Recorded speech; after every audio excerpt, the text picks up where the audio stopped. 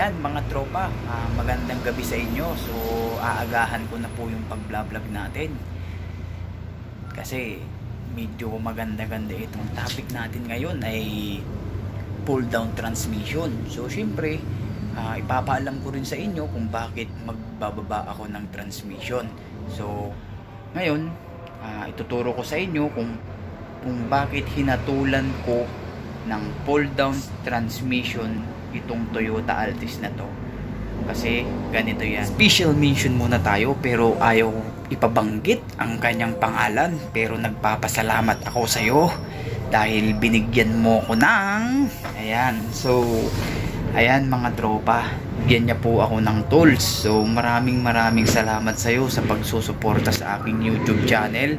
Bukod sa pagsusuporta na binibigay mo, ibinigyan mo pa ako ng tools. Ayan, so binigyan niya po ako ng tools. So size nito is 3/8 drive socket. Ayan, so ayaw magpabanggit kasi aywan ko kung bakit, pero maraming salamat sa iyo. Alam ko na natutuwa ka kasi nabibigyan kita ng impormasyon tungkol sa sasakyan. So binigyan mo ako ngayon ng regalo. So ito, gagamitin ko na itong tools na to sa vlog ko ngayon. So medyo gabi na kasi kailangan tapusin to ng Sunday ng mga alas 3 kasi pumunta yung client dito. So siguro napanood niya yung last vlog ko na yung sa Almera. Ito po siya. Ayan. So nabanggit ko dun na walang gawa. So hinuntak po niya ako upang ipacheck yung kanyang transmission kasi nga po naglo-low power na po siya at makalas na rin po sa gas. So nung chinek ko, ayun, in-advise ko po sa kanya na kailangan na pong ibaba natin yung transmission. So bakit ko agad hinatulan ng baba transmission? Kasi ganito yung ginawa ko. Ganito po yung ginawa ko. Ayan, so ini-start po natin siya ha. Ini-start. Then kakambyo po siya natin. Ayan, so nakambyo na po natin. Siyempre dapat naka-handbrake po tayo. Ayan. So naka-handbrake, nakakambyo. Ayan. Apak preno, syempre. Tapos dahan-dahan nating bitawan yung clutch hanggang sa mapuli release. Ayan. So nabitawan ko na yung clutch. Nabitawan ko na po yung clutch pero hindi pa rin namamatay yung engine. So ibig sabihin sliding na po yung clutch niya kasi dapat mamatay po yan. Pag namatay yung makina, so ibig sabihin good po yung clutch niya. Ngunit hindi namatay. Ayan. So iano natin sa third gear. Third gear natin. Ayan. So bitaw clutch. Ayan. Low gear na po yan kasi nasa third gear na. Ngunit hindi pa rin namatay yung makina natin. So ibig sabihin sliding na po yung clutch ni sir.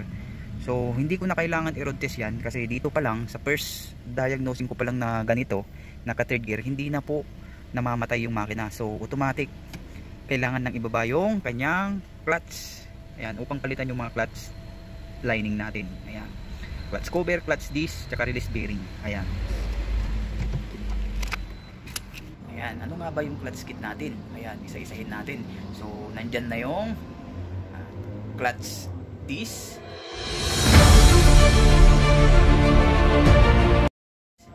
clutch cover, tsaka yung release bearing. Ayan. Ang ibababa po pala natin ngayon is Toyota Altis, pull down transmission, Toyota Altis. Papalitan natin yung clutch kit nya. So yung release bearing ng Toyota Altis natin, hydraulic type na siya. So bakit tinawag na hydraulic type? Kasi fluid na po yung nagpupush doon sa release bearing natin. Ayan po, so ito yung makina nya. Bago natin kakalasin yung mga nandito, ituturo ko po sa inyo kung ano yung dapat nyong tatanggalin. Siyempre number 1, itong negative. Kailangan po natin matanggal itong negative para pag nagtanggal po tayo ng starter motor, hindi po mag-short po yung tools natin. Kasi pag once na naiano mo sa ground, magkakaroon po ng spark. Ayan, yan po yung makina nya, yung Toyota Altis. Tapos pag natanggal mo na po to, mas sure na rin po kung tanggalin mo na pong buo ang ating battery. Ayan. So tatanggalin natin itong nasa ibabaw kasi kailangan na po nating tanggalin yung mga nakakabit sa mga transmission para i-pull down po natin yan. Ayan, lalo na po yung transmission support. So kailangan na po nating baklasin at bibigyan ko kayo ng update mamaya-maya lang.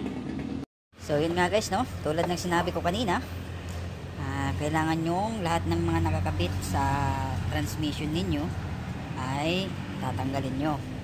Ayan, tulad dito. Ayan, so tulad nito. Ayan, diba? Ayan, tatanggalin nyo yan. Tapos yung doon, yung starter motor nya, ito.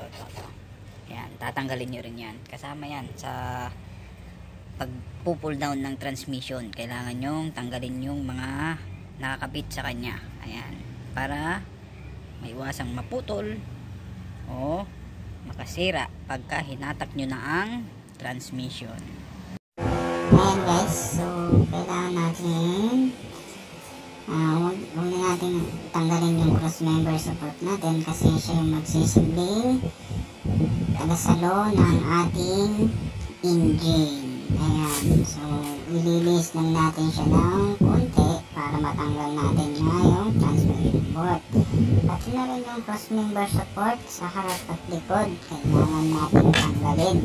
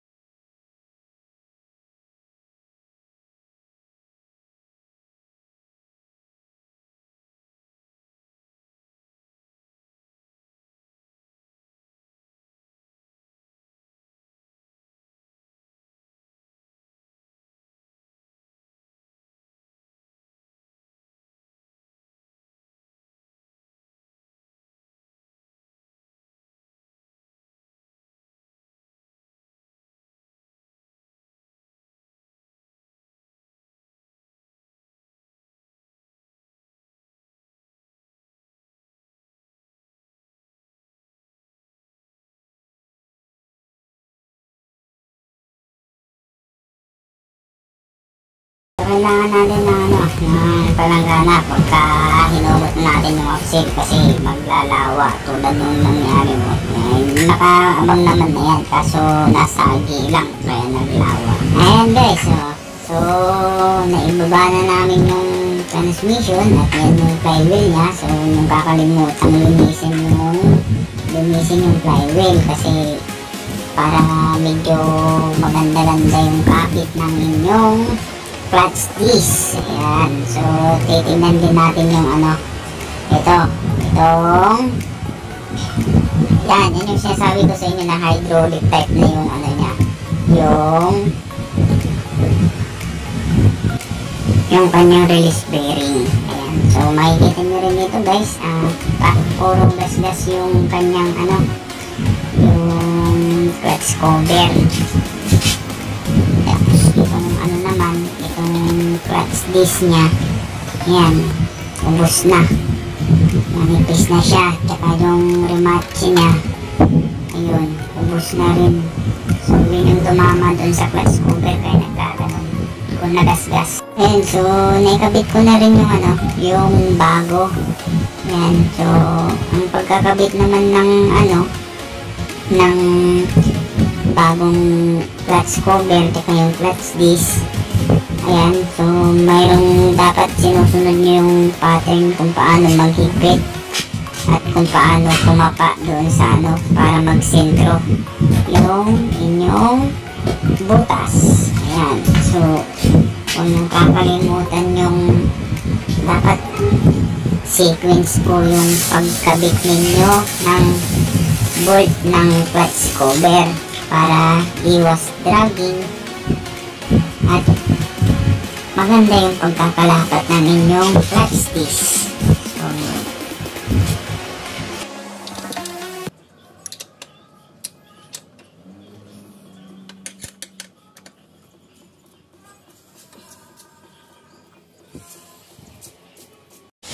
So, ayan, so tapos na natin na ilagay. Ayan, naglagay na tayo ng brake fluid at na-bleed na rin natin. So, titestingin na natin kung mamamatay ba siya. Tulad ng sinabi ko nung kung paano nyo malalaman na sira yung inyong clutch. So, tara. So ayan nga guys, no, i-start na natin yung sasakyan. Naka-start na po siya at naka-neutral. Ayan, so hapakan na natin yung clutch. Lambot cambio. Ayan, so naka-cambio na siya, naka-handbrake. Tignan natin kung mamamatay.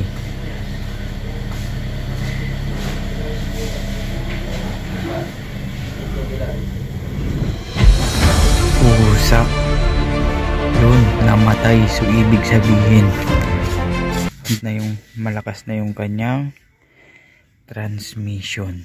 So hanggang doon na lang guys. Maraming salamat.